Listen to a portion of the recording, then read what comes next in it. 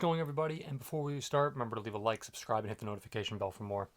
Obviously, today we're going to be talking all about the NBA and the scandal that has been going on with the league. Basically, they have really hurt themselves almost beyond disrepair, almost beyond repair.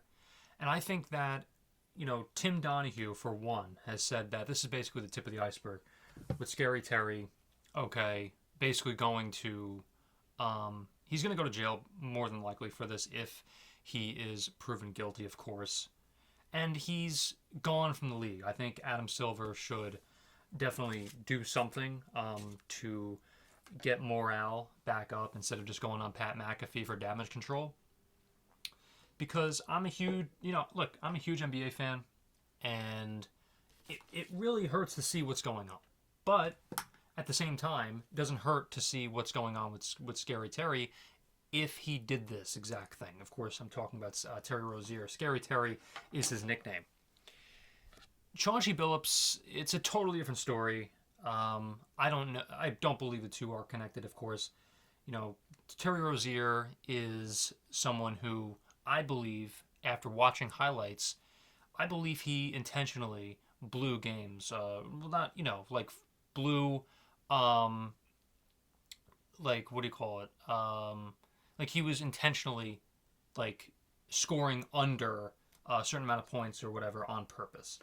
Okay, that's what I saw when I saw some of these highlights. I think the NBA needs to take serious action. And let's not forget about Calvin Ridley and the NFL and how Calvin Ridley was suspended for not the exact same thing, but something similar when it comes to Las Vegas stuff. I mean, it's not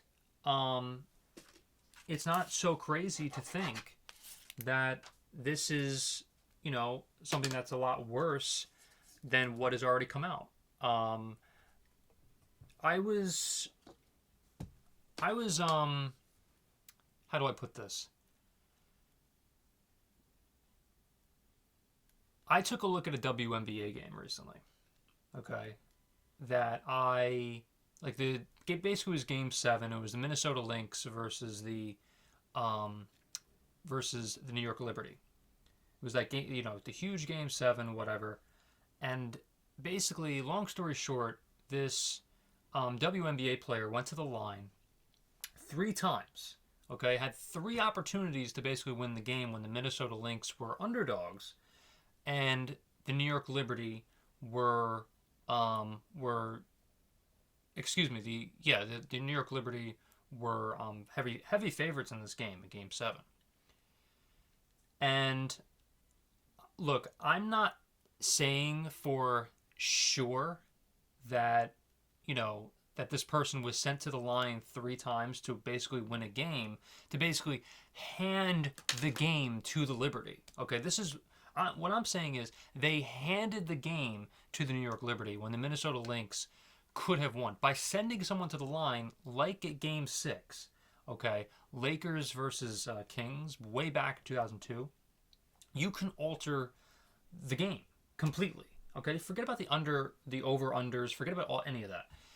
What matters is the outcome of the game, making sure that the Liberty win the game for whatever reason.